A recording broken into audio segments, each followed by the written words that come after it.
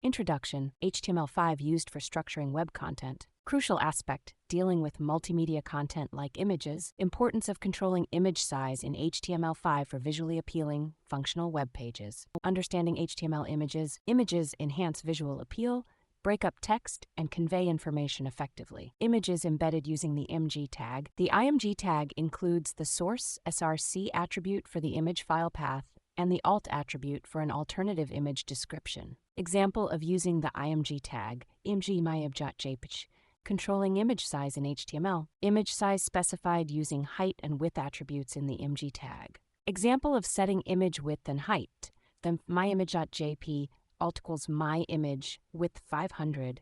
Importance of maintaining the image's aspect ratio to prevent distortion. Using CSS to control image size. Best practice, use CSS for more flexibility and separation of content HTML from presentations.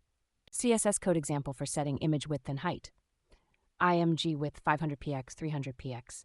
CSS code example for setting max width to ensure image scales down if necessary. IMG max width 100%, height auto.